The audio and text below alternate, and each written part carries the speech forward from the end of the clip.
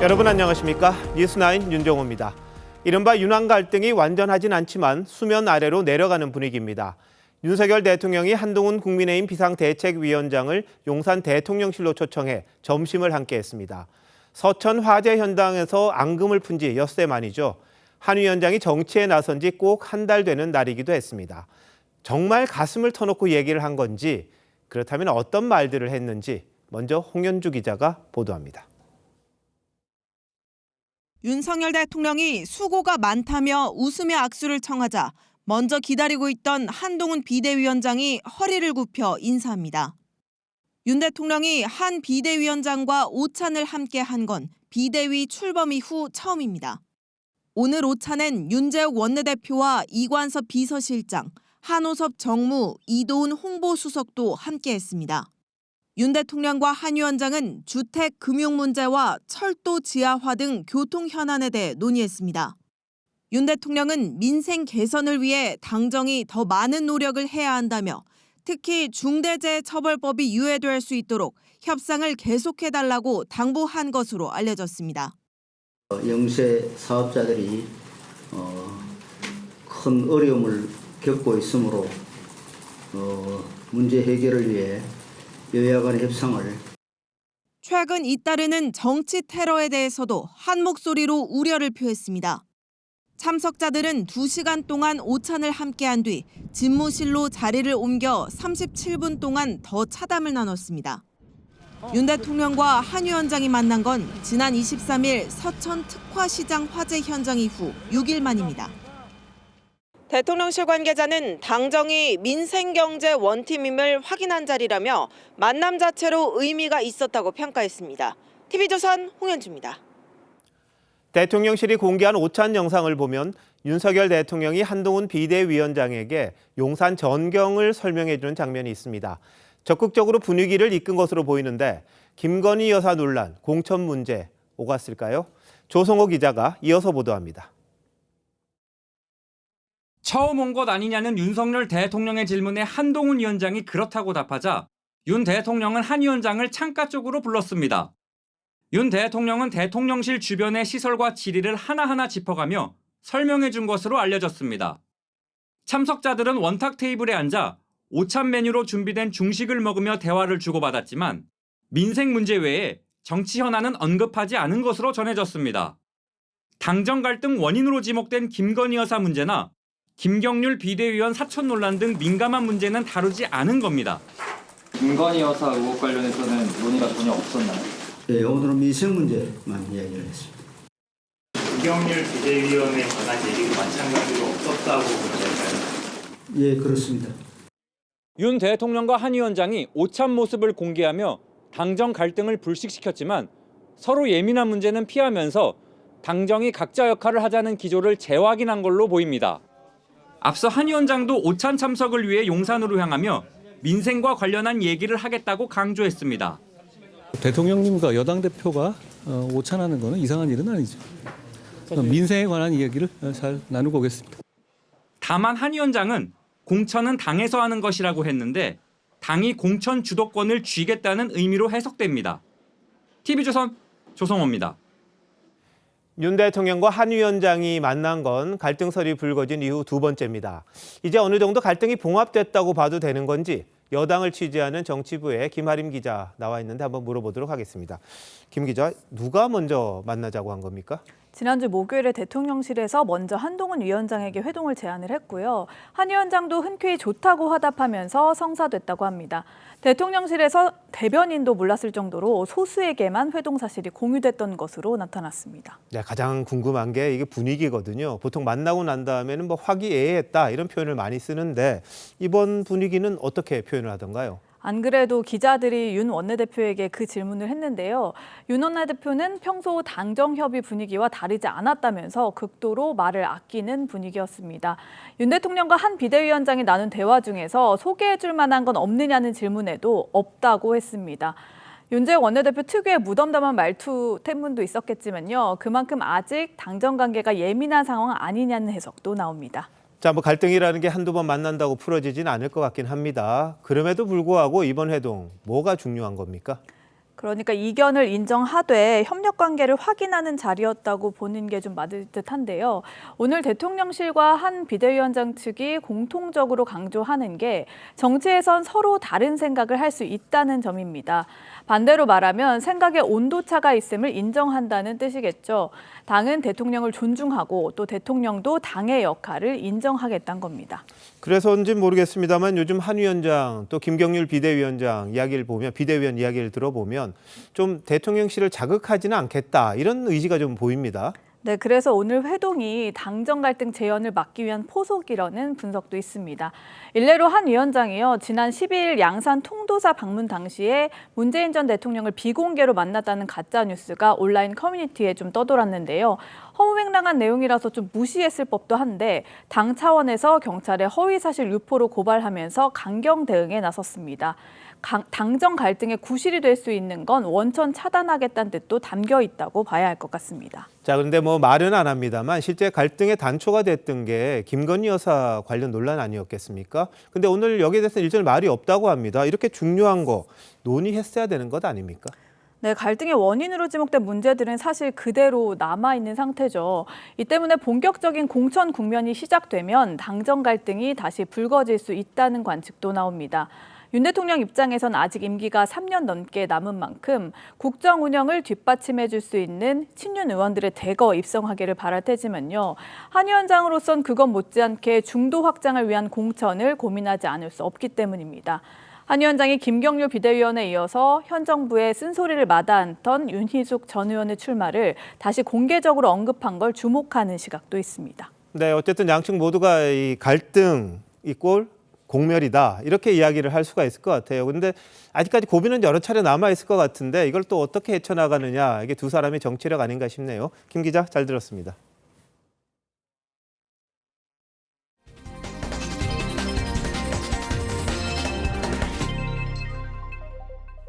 총선을 향한 여야의 발걸음도 빨라지고 있습니다. 여당은 지역구에 출마할 후보들의 지원서를 받았는데 특정 지역에 신청이 몰렸다고 합니다. 민주당 공천관리위원회는 공천심사 때 도덕성을 중시할 걸로 보이고 선거제 개정 문제도 다시 꺼냈습니다. 이광희 기자가 보도합니다. 국민의힘 공천 신청 첫날 접수된 공천 신청 서류에서 누락된 게 없는지 당직자들이 꼼꼼히 살핍니다. 서울 중구 성동구 의뢰는 첫날부터 전현직 의원들이 대거 몰렸습니다. 이거 왜 중성동 을이냐? 당과 상의를 많이 했었는데 한강벨트가 우리 당의 전략 지역이다라는 걸 굉장히 강조를 했었고 지상욱 전 의원의 불출마로 무주공산이 되자 이해운 전 의원에 이어 이영 전 중기부 장관까지 출마를 선언했습니다. 세 후보 모두 지역 연고는 없는 걸로 전해졌는데 한 수도권 의원은 당선 가능성만 보고 달려드는 모습은 국민들이 원하는 희생과 거리가 있다고 지적했습니다. 하태경 의원의 서울 출마로 비계된 부산 해운대 갑엔 주진우 전 대통령실 법률비서관이 출마를 선언한 데 이어 박성훈 전 해수부 차관 등도 출마를 검토하고 있습니다. 김기현 전 대표는 자신의 지역구인 울산 남구을 5선 도전을 선언했습니다. 민주당은 모레부터 시작되는 후보자 면접에 앞서 국민 참여 공천을 위한 4가지 부문 14가지 기준을 발표했습니다. 부패와 성범죄 이력 등의 도덕성 기준을 첫 번째로 앞세웠고 공천심사위원회에서 마지막으로 면접 또는 다른 방법으로 해서 소명을 받거나 또는 면접을 갖다 심층 면접을 할 예정입니다. 정체성과 당 기여도도 기준에 넣어 강성 지지층의 입김이 반영될 수 있다는 우려도 나옵니다. TV조선 이광입니다. 소수 정당들이 거대 양당에 맞서기 위해 내놓은 공약이 오히려 논란이 되고 있습니다. 정의당에서는 비례의원을 2년씩 하자는 제안을, 이준석 신당은 경찰 소방 공무원이 되려면 여성도 병역을 마쳐야 한다고 제안했는데 논란이 있을 수밖에요. 장세희 기자가 알아봤습니다. 정의당이 제안한 비례대표 2년 순환제는 4년 임기에 비례의원직을 2명이 2년씩 나눠서 하겠다는 겁니다. 다양한 정치인들의 비례대표 경험을 통해서 2년 후 지방선거에서 시민분들께 다시 인정받는 전략으로 나아가고자 합니다. 비례의원이 사퇴하면 다음 순위가 승계하는 걸 이용하겠다는 건데 앞서 정의당 이은주 전 의원은 당선 무효형이 확정될 것을 대비해 승계 마감 시점을 5일 앞두고 사퇴한 바 있습니다. 그러자 같은 당 장혜영 의원조차 기득권 나눠먹기 프레임에 갇히게 될 것이라고 비판했습니다. 법조계에선 위헌 가능성도 제기됩니다. 단순한 권유나 동의가 아니라 강제력을 갖게 될 경우에 그런 강제가 헌법에 우선할 수는 없게 되겠죠. 노인 무임승차 폐지를 제안했던 개혁신당 이준석 대표는 이번엔 경찰, 해양경찰, 소방 등의 공무원이 되려면 남녀 모두 군복무를 의무화하자고 제안했습니다. 다른 직렬에도 점진적으로 이 제도의 확대를 검토하겠습니다. 또다시 젠더 갈라치기란 지적이 나오자 갈라치기를 하면 안 되고 여성들에게도 한 번 정도는 논의를 좀 해줬으면 좋겠죠. 이 대표는 개혁에 대한 상투적 반대라는 반응을 보였습니다. TV조선 장세입니다. 여야를 막론하고 민주당 내 86 운동권 출신 정치인들을 겨냥하는 움직임들이 본격화하고 있습니다. 국민의힘을 보면 한동훈 비대위원장이 취임 초부터 운동권 특권 정치와의 전쟁을 선포했었는데 학생운동과 대비되는 경력을 가진 후보들이 운동권 출신 지역구에 대거 출사표를 던졌습니다. 먼저 윤동빈 기자의 보도입니다. 국민의힘 한동훈 비대위원장은 86 운동권 심판론을 재차 꺼내들었습니다.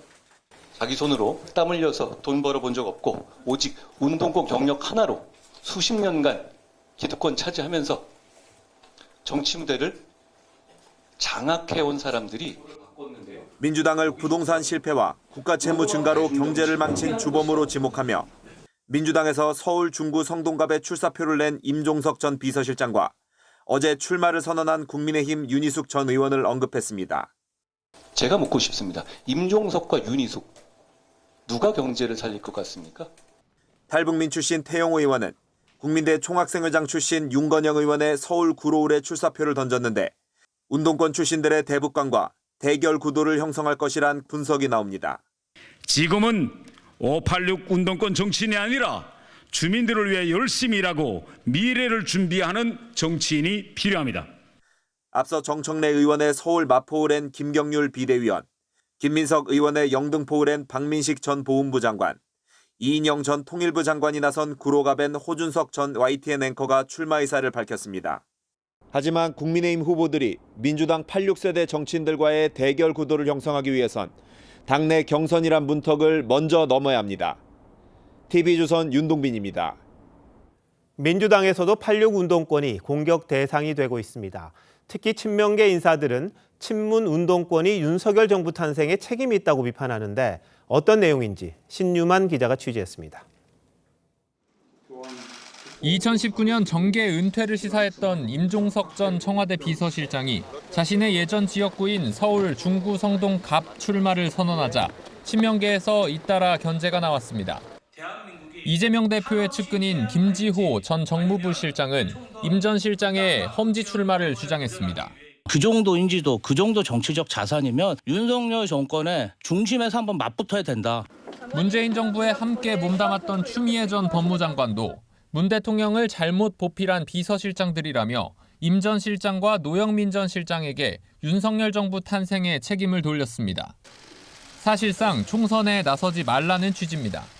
여기에 97세대 한 총련 출신 원외 친명 인사들이 86세대 전대협 출신 선배들의 용퇴를 요구하고 나서면서 계파 갈등에 이어 세대 갈등으로까지 이어지는 분위기입니다. 임 전 실장은 당 안팎의 86 운동권 청산론에 대해 구태라고 반박했습니다. 그 세대를 전부 묶어서 프레임을 씌우고 비난하고 중상모략하는 거는 구태 정치 중에 구태 정치죠. 현 정부 탄생에 책임을 거론한 추 전 장관을 향해서도 추 전 장관이 윤석열 검찰총장을 징계하며 벌어진 일이라고 반박했습니다. TV조선 신유만입니다. 국회에서 이런 모양새가 옳은지는 모르겠습니다만 정무위가 전 현직 대통령 부인들의 명품 관련 논란으로 시끄러웠습니다. 민주당이 김건희 여사 명품백과 관련해 질의를 하자 국민의힘은 김정숙 여사가 입었던 명품 재킷의 행방을 따져 물었습니다. 질의 내용 한번 들어보시겠습니다. 최지영 기자입니다. 민주당이 김건희 여사 명품백 수수 의혹 등을 질의하겠다며 국회 정무위원회를 단독 소집하자 국민의힘은 본질은 몰카 사건이라고 반박했습니다. 목화 범죄를 기획한 이 최재형 목사는 진짜 목사인지도 의심스러운 인물입니다. 그러면서 김정숙 여사가 2018년 프랑스 국빈 방문 때 입었던 명품 재킷의 행방도 안건으로 올려야 한다고 맞받았습니다. 김정숙 여사 명품 옷, 기금속 같은 것도 마찬가지 아닙니까? 대통령 기록관으로 보냈으니까 문제 없다고 지금 저렇게 주장하고 있잖아요. 여당 의원들은 발언 직후 모두 퇴장했지만 민주당은 김건희 여사 관련 공세를 이어갔습니다. 대통령 부인의 명품백 수수석 같은 중대한 부패 행위, 국민적 관심이 집중된 문제에 대해서는 아직 조사처도 안 들어가고.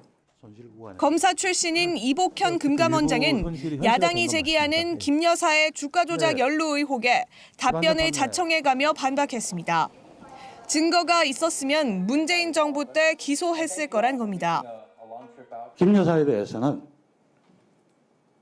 조사도 하지 않고 무무부다 그렇게 하는 겁니다.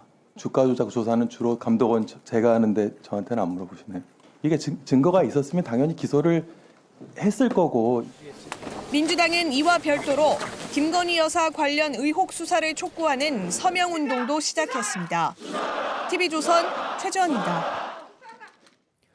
이번 총선은 60대 이상 유권자가 처음으로 2030 세대보다 많은 선거가 될 걸로 보입니다. 이게 어떤 뜻인지 그리고 어느 정당에 더 유리하게 작용할지 한번 따져보도록 하겠습니다. 자, 홍영 기자.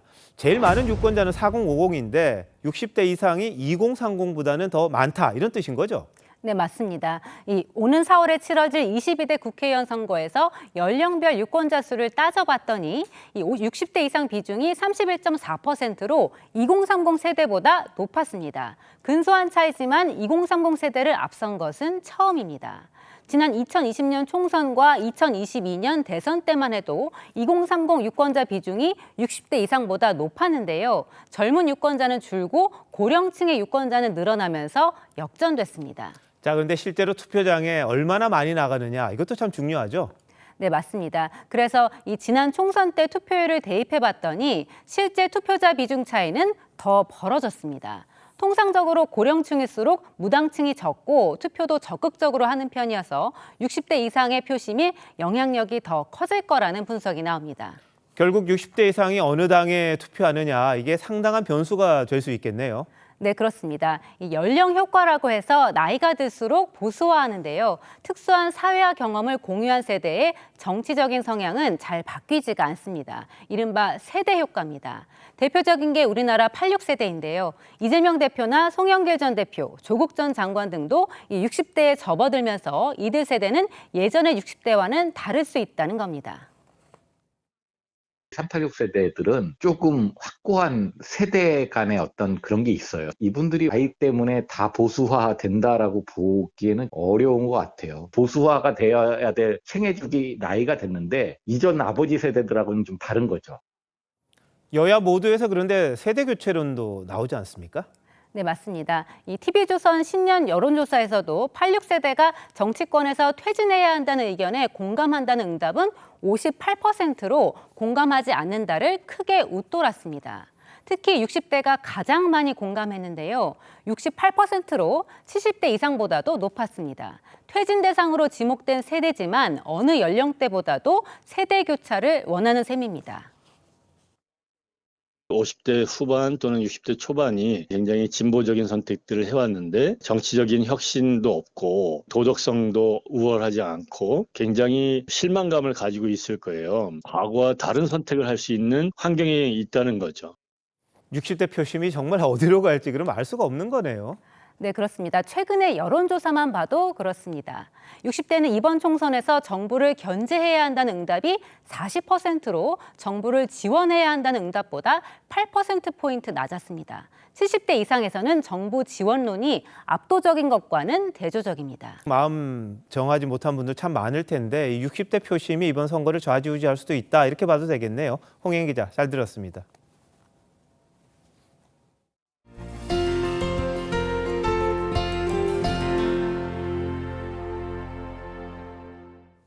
이재명 대표를 급습했던 60대 김모 씨가 재판에 넘겨졌습니다.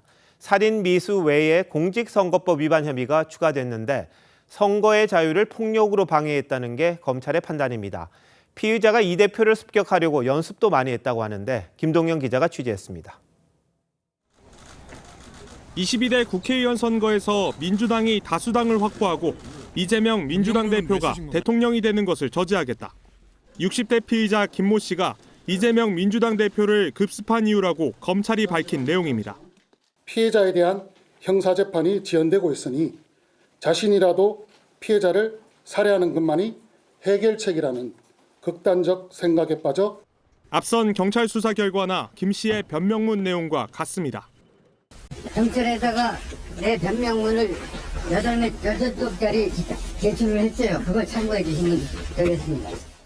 검찰은 김 씨의 신원이나 당적도 경찰과 마찬가지로 공개하지 않았습니다. 김 씨가 지난해 6월부터 모두 5차례나 흉기를 소지한 채 범행을 실행할 기회를 엿봤고 흉기를 다루는 연습까지 했다는 새로운 사실은 밝혀냈습니다.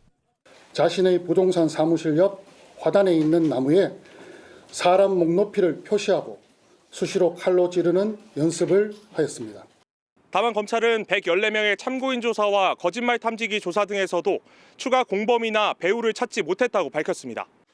검찰은 살인미수 혐의 외에 공직선거법 위반 혐의를 추가해 김 씨를 재판에 넘겼습니다. 변명문을 언론 매체 등에 전달해달라는 부탁을 받은 70대 남성은 살인미수 방조 등의 혐의로 불구속 기소했습니다. TV조선 김동영입니다. 배현진 국민의힘 의원 피습 사건은 경찰이 수사 중인데 어제 A군 집을 압수수색해 휴대전화와 노트북을 확보했고 오늘은 응급 입원 중인 병원을 찾아 범행 동기를 직접 조사했다고 합니다. 조덕현 기자입니다. 경복궁 담에 낙서를 한 모방범이 법원에서 나오자 파란 모자를 쓴 학생이 소리를 칩니다. 경찰은 배현진 의원 피습 사건 피의자 A군의 과거 행적을 집중적으로 들여다보고 있습니다. 어제 자택 압수수색에 이어 오늘은 병원에서 부모가 입회한 가운데 A군을 대면 조사했습니다.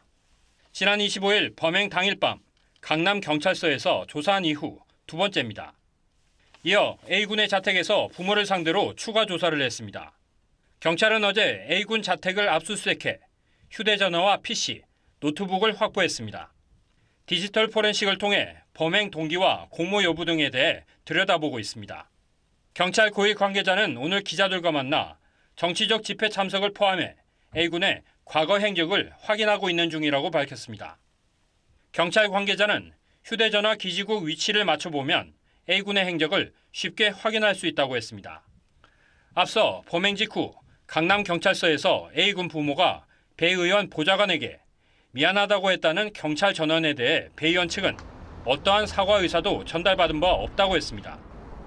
TV조선 조덕현입니다.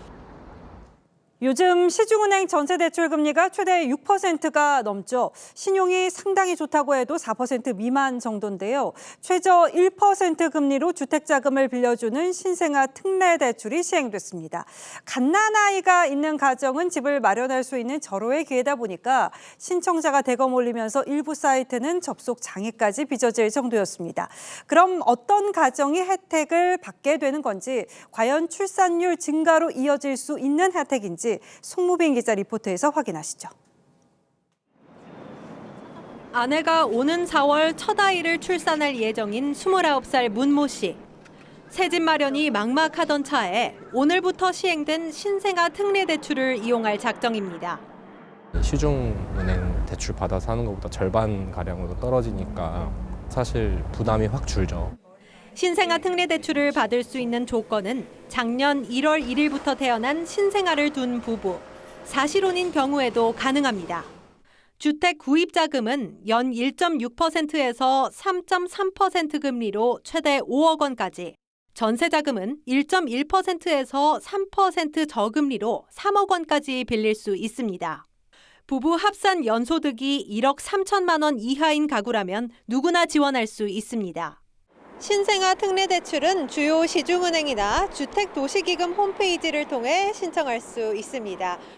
대출 신청 첫날인 오늘, 주택도시기금 사이트는 신청자들이 대거 몰리면서 1시간 넘게 마비되기도 했습니다. 일단은 아무래도 비대면이 좀 많이 첫날 온 것 같아요. 9억 원 이하의 아파트를 살 때 신생아 특례대출을 이용할 수 있다 보니 노원과 도봉, 강북 등을 중심으로 매수 문의도 늘고 있습니다. 하니까 일단 그걸로 하는 거죠. 아는 사람들 대출받을 수 있다 하니까. 내일부터는 6억 원 이하의 주택을 사려는 신혼부부와 저소득층에게 4억 2천만 원까지 빌려주는 보금자리론 대출도 시작됩니다. TV조선 송무빈입니다. 층간소음으로 인한 갈등이 살인사건으로 이어지는 일이 벌어졌습니다. 아래층에 살던 남성이 위층 이웃을 살해한 건데요. 범행 후 달아났던 남성은 결국 체포됐습니다. 이성진 기자가 취재했습니다. 순찰차에 추격을 피해 달아나는 검은색 SUV. 제지 명령에 오히려 속도를 더 높입니다. 달아나는데 성공하나 싶지만 도주로 앞을 막아선 순찰차에 막히고 맙니다.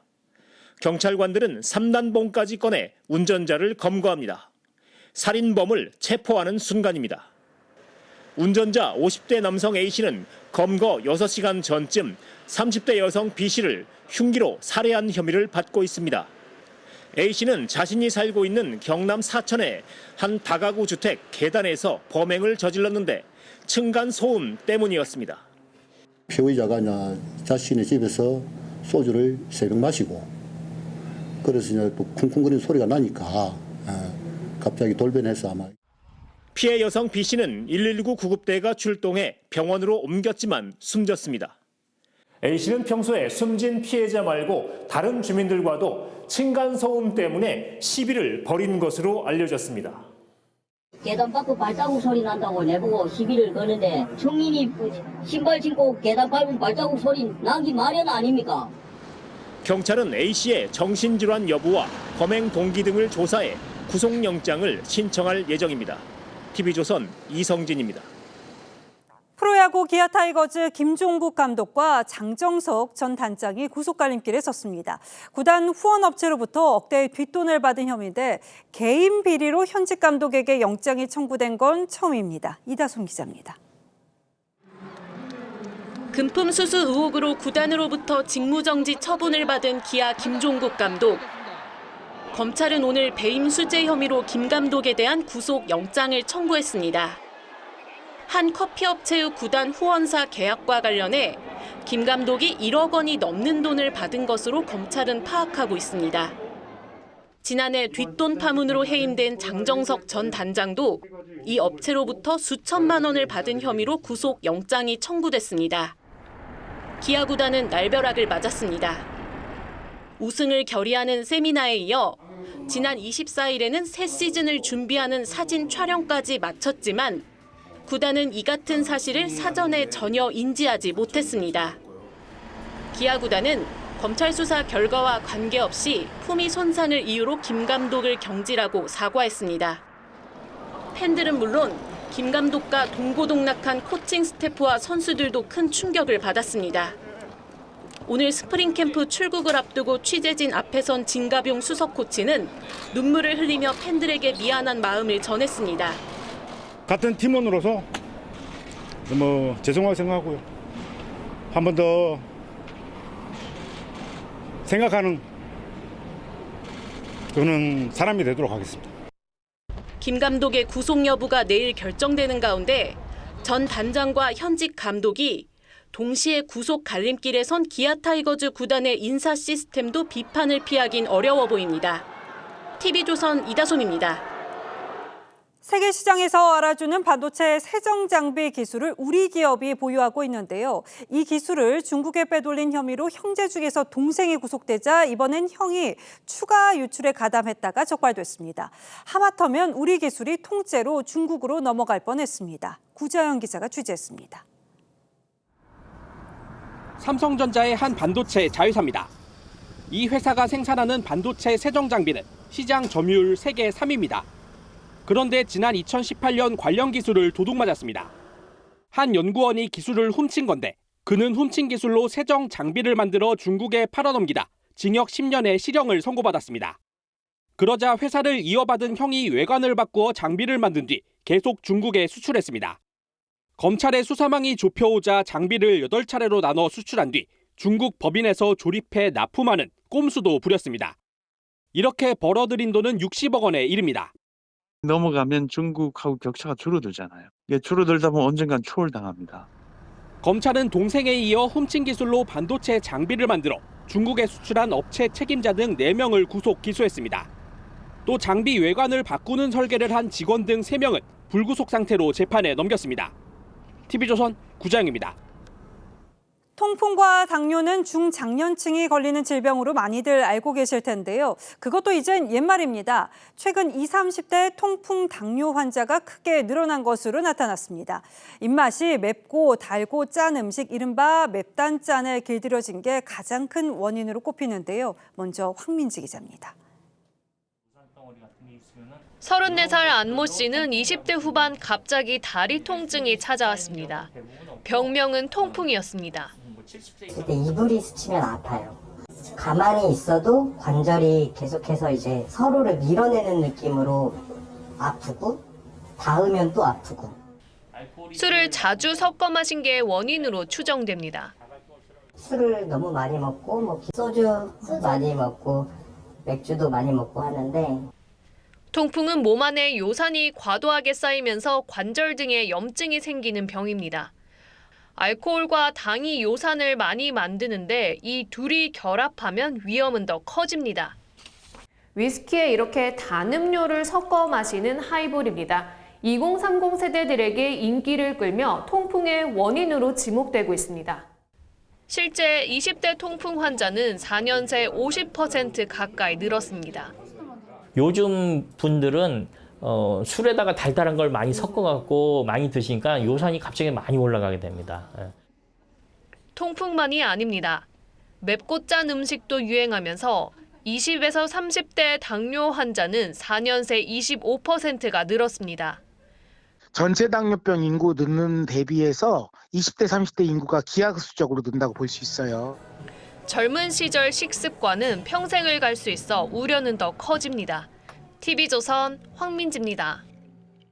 이렇게 젊은 층의 건강을 위협하는 맵고 짜고 단 음식이 국가적으로도 큰 부담이 될 거라는 전망이 나온다면 선뜻 납득이 되지 않으실 텐데요. 신경희 기자가 설명드리겠습니다. 새빨간 국물이 보기만 해도 속이 얼얼해집니다. 젊은 층이 즐겨 먹는 마라탕입니다. 배가 아플 때가 많긴 했었는데 일주일에 한 번씩 계속 생각나는 중독성 때문에 계속 먹게 되는 것 같습니다. 서울의 한 학원가 골목. 마라탕과 탕후루 가게가 3m 간격으로 붙어 있습니다. 매운 마라탕을 먹은 뒤 달콤한 탕후루를 먹는 이른바 마라탕후루가 10대들의 식습관으로 자리 잡았습니다. 마라탕후루를 먹고 나면은 뭔가 스트레스가 팍 풀리면서 단 거랑 매콤한 게 잘 어울리니까. 아이스크림을 젤리에 싸먹는 젤리쌈입니다. 달콤함에 달콤함을 더해 10대들 사이 인기입니다. 경쟁이라도 하듯 자극적인 음식들이 나옵니다. 최근 한 업체가 출시한 치킨입니다. 겉에는 맵고 단 소스가 발라져 있고 짭짤한 과자가루도 묻혀져 있습니다. 20년 정도 이런 식습관을 반복한다면 암이나 심혈관 질환의 위험이 되는 그런 만성 질환이 그때쯤 생길 거고요. 젊은 나이 성인병에 걸리면 투병 기간이 상대적으로 장기화됩니다. 국가의 의료 체계와 재정에도 더 큰 부담을 줄 수 있다는 전문가들의 지적이 나옵니다. TV조선 신경입니다.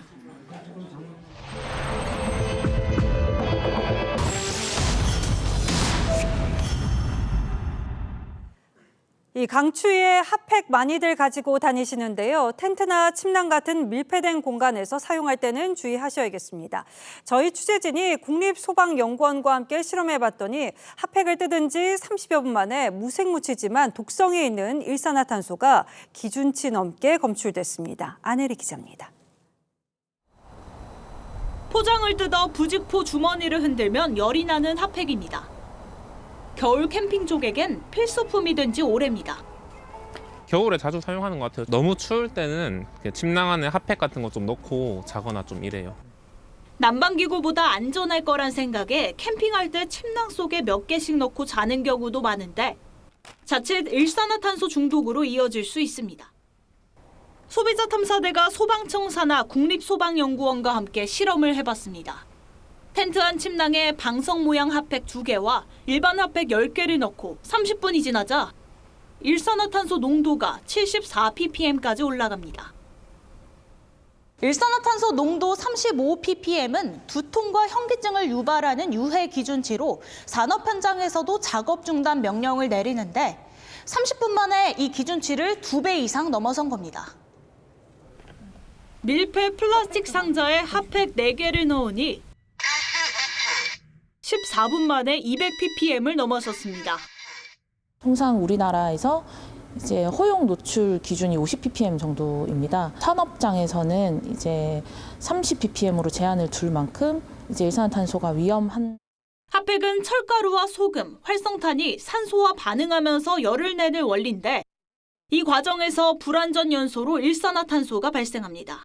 철이 녹슬면서 나오는 열에 의해서 부분적으로 산화 반응을 일으키는 겁니다. 그래서 일산화탄소가 생기는 건데. 하지만 아직 일산화탄소 관련 경고 문구조차 없는 상황입니다. 취재가 시작되자 주무관청인 산자부는 표시 규제 도입을 검토하겠다고 했습니다. 지적하신 내용에 대해서 관련 전문가와 함께 국제적 기준 여부, 안전 기준의 도입 필요성 등 종합적으로 검토하도록 하겠습니다. 최근 4년간 텐트에서 난방기구를 사용하다 일산화탄소 중독 등으로 숨진 사람은 13명에 이릅니다. 소비자 탐사대 안혜리입니다. 이 택시를 이용할 때 카카오티로 호출하면은 좀처럼 택시가 잡히지 않는 경우가 많습니다. 다 이유가 있었습니다. 공정위는 카카오 모빌리티에 갑질이 있었다고 판단하고 최대 350억 원의 과징금을 부과할 예정인 것으로 확인됐습니다.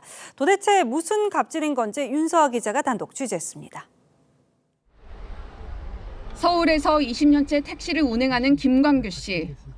우버 가맹 택시인 우티에 가입하자 카카오티로 받는 승객 호출이 뚝 끊겼습니다. 참다 못해 우티 로고를 떼버렸더니 호출이 돌아왔습니다. 우버 가맹을 했는데 카카오에서 1년간 콜을 주지 않았어요. 스티커 같은 걸 다 띄고. 카카오티는 우티나 타다 같은 비가맹 택시에도 배차 서비스를 제공한다고 했지만 실제로는 호출을 아예 끊었던 것으로 드러났습니다. 영문도 모르는 소비자들은 불편을 감수해야 했습니다. 근처에 택시가 있는데도 멀리 있는 카카오 택시만 잡히기 때문입니다. 카카오만 여기서 배정되다 보면 늦게 오고 아니면 더블 돈 줘야 되고 그거 상당히 불편합니다. 카카오 모빌리티 측은 상생자금 100억 원을 출연해 자진 시정하겠다고 했지만 공정위는 받아들이지 않았습니다. 과징금 규모에도 못 미친다는 이유에서였습니다. 공정위가 검찰의 공소장격인 심사 보고서에 담은 과징금 규모는 200억에서 최대 350억 원. 공정위는 조만간 최종 의결기구인 전원회의를 열어 제재 수위를 결정할 예정입니다. TV조선 윤서아입니다. 얼마 전 지상에서 신형 순항미사일 불화살을 시험 발사했던 북한이 어제는 바다에서도 발사를 진행했습니다. 자신들은 잠수함에서 쏘아 올렸다는데 우리 당국의 분석은 좀 다릅니다. 차정승 기자가 취재했습니다. 미사일이 흰 연기를 내뿜으며 수면 위로 솟구쳐 오릅니다. 북한은 어제 김정은 위원장이 함경남도 신포 앞바다에서 잠수함 발사 순항미사일 불화살 시험 발사를 참관했다며 사진을 공개했습니다. 지도 간부들과 함께 새로 개발된 잠수함 발사 전략 순항 미사일 불화살 3회 31형 시험 발사를 지도하셨습니다. 북한은 불화살이 각각 2시간 3분과 2시간 4분 동안 동해 상공을 날아 목표 지점에 명중했다고 주장했습니다. 지난주 지상에서 발사한 불화살이 1시간쯤 비행한 것과 비교하면 비행 시간을 2배 늘린 겁니다. 북한은 또 김정은이 핵추진 잠수함 건조 사업을 현지 지도했다고 보도했습니다. 북한은 지난해 9월 첫 전술핵 공격 잠수함인 김군옥 영웅함을 진수한 바 있습니다. 김군옥함 같은 곳에 수직으로 미사일을 장착을 하는 게 엔드 스테이트인데 지금은 이제 그까지 가기 위한 중간 단계다 이렇게 봐지죠. 합참은 북한의 순항미사일이 잠수함에서 쏜 건지 바지선에서 쏜 건지 확인 중이라며 실제 비행거리도 2시간보다 더 짧았다고 분석했습니다. 군은 북한이 단기간에 기술적 보완을 했다고 보기에는 어렵다고 보고 비행 거리를 포함한 미사일 성능이 과장됐을 가능성에 무게를 두고 있습니다. TV조선 차정승입니다. 이스라엘과 하마스가 전쟁을 벌인 이후 중동 지역의 긴장이 최고조로 가고 있습니다. 친이란 민병대가 요르단 내에 미군 기지를 공격해서 처음으로 미군 사망자들이 나왔습니다. 미국은 즉각 보복을 언급하면서 강력 대응하겠다고 합니다. 중동 상황 이정민 기자가 알아봤습니다. 요르단 북서부 미군 기지 타워 22의 지난해 말 모습입니다. 현지 시간 27일 드론 공격을 받아 미군 3명이 숨지고 최소 34명이 크게 다쳤습니다. أن الأردن الهجوم الإرهابي الذي استهدف موقعا متقدما على الحدود مع سوريا وأدى إلى مقتل جنود وجرح آخرين من القوات الأمريكية. 지난해 10월 7일 가자지구 전쟁이 발발한 이후 중동 지역에서 미군이 숨진 건 처음입니다. 바이든 대통령은 긴급 성명을 통해 강력 대응을 선언했습니다.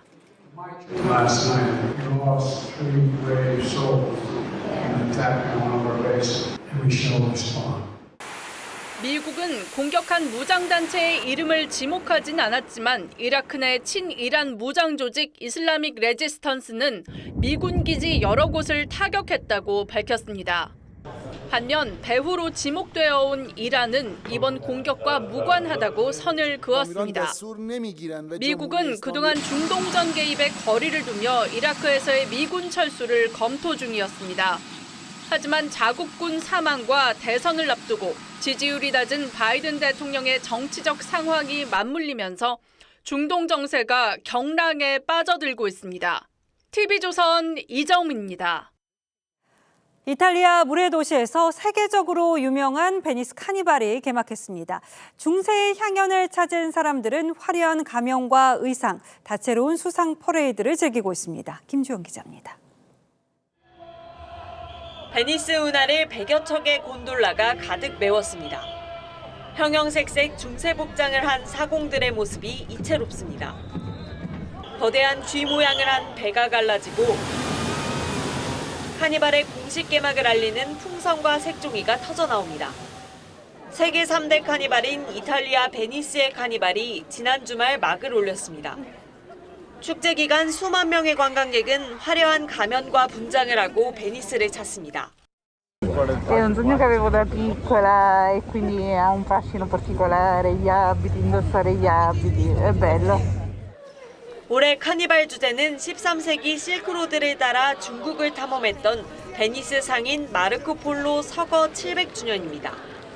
Sono tornato a Venezia dopo 700 anni e tutti mi ossequiano e questo è un bellissimo segno. 지역 주민들도 다양한 분장을 하고 손님을 맞습니다. Beh, per me il carnevale è un momento di grande gioia, di divertimento. 베니스 카니발은 부활절에 앞서 육식을 끊고 참회하는 사순절을 앞두고 마지막으로 신분을 숨기고 즐기자는 의미에서 12세기부터 시작된 것으로 전해지고 있습니다. TV조선 김주영입니다. 독보적인 존재로 성장하고 있는 피아니스트 이문찬이 팬들과의 접촉을 늘리고 있습니다. 서울시향 신인감독 츠베덴과 함께한 공연에서는 관객 기립박수를 이끌어내는가 하면은 자신에게 희망과 충격을 줬던 곡들을 팬들에게 공유하기도 했는데요. 장동욱 기자입니다. 음악당 로비가 사람으로 가득합니다.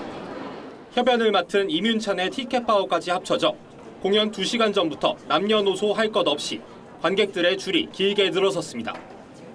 1분도 안 돼 매진된 예매 경쟁에서 살아남은 관객들은 이문찬의 연주를 눈앞에서 볼 수 있다는 감격을 만끽했습니다. 이문찬 피아니스트를 직접 보는 것도 기대가 많이 되고 서울시향이라는 우리나라를 대표하는 오케스트라의 공연을 볼 수 있다는 기회에 일단 티켓팅에서부터 좀 인기를 체감을 많이 한 것 같고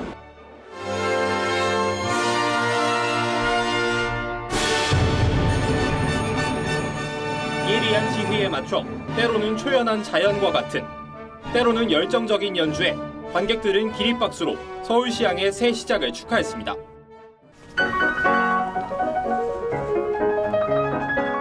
국내에 처음으로 선보인 한 음악 애플리케이션도 이문찬이 직접 고른 플레이리스트를 소개하며 클래식 아이돌 모시기에 나섰습니다.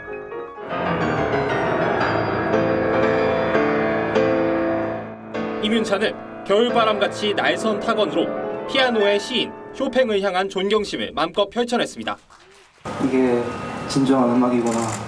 큰 충격과 저에게 희망을 줬던 음악들이고, 이제는 세계적 반열에 오른 이문찬의 발걸음 하나하나가 클래식 인기를 선도하고 있습니다. TV조선 장도우입니다.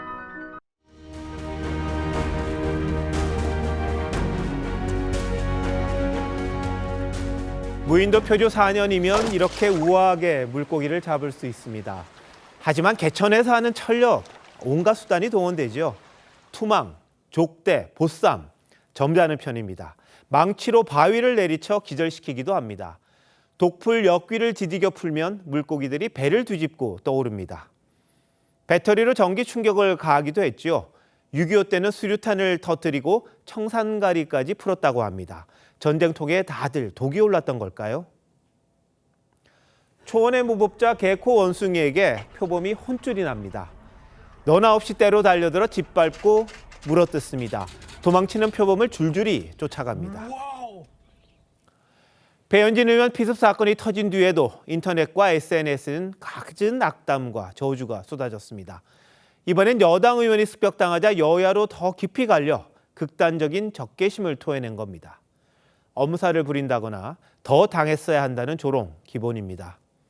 여권의 자작극과 야권의 복수국이라는 음모론도 교차합니다. 험한 말로 협박하고 보복을 다짐합니다. 이 정도 언어폭력은 이젠 예산일이 돼버렸습니다. 명예훼손이나 모욕죄가 있지만 실제로 처벌받는 예는 거의 없습니다. 지난해 묻지마 살인을 예고했다가 32명이 구속된 것과는 대조적입니다. 이대로 방치하다간 폭력은 온라인에서 현실로 넘쳐날 수밖에 없습니다. 국민의힘에 영입된 범죄심리학자 이수정 교수가 협박 쪽지를 공개했습니다. 연구실 문틈에 끼워져 있었다고 합니다. 자신의 위치와 동선을 다 알고 있었다는 얘기죠. 그는 두려움에 잠시 판단력이 마비됐다고 했습니다. 나치 선전상 괴벨스가 말했습니다. 분노와 증오는 대중을 열광시키는 가장 강력한 힘이다. 정치권은 잠시 증오 정치를 반성하나 싶더니 또다시 테러를 공격의 빌미로 삼고 나섰습니다. 이재명 대표 테러를 축소 왜곡한 소극적 수사가 이런 참사를 낳았다. 당쟁에 넌더리를 낸 옛 가객의 탄식 새삼스럽습니다. 검다 하니까 희다 하고 희면 검다 하네. 증오는 터트린 사람에게 되돌아오기 마련입니다. 1월 29일 앵커 칼럼 오늘 혐오 더 독해졌다였습니다.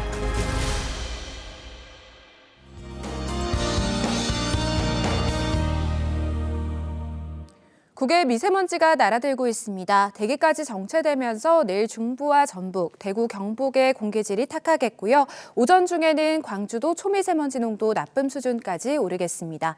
나가실 때는 먼지 차단할 수 있는 마스크 착용하시는 게 좋겠습니다.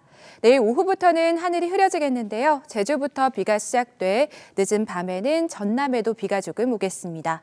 내일까지 동해안과 경남 동부는 대기 건조함이 이어지겠습니다. 내일 아침 서울과 광주, 창원과 울산이 영하 2도로 예년을 웃돌며 큰 추위는 없겠는데요. 다만 한파특보가 이어지고 있는 강원과 경북 북동 산지는 영하 10도 안팎의 강추위가 예상됩니다. 낮 최고 기온은 서울과 강릉, 청주가 7도, 광주와 부산 11도까지 오르겠습니다. 모레는 경기 남부와 충청 이남으로도 비나 눈 소식이 있습니다. 날씨였습니다. 1월 29일 월요일 뉴스나인 마칩니다. 시청해주신 여러분 고맙습니다.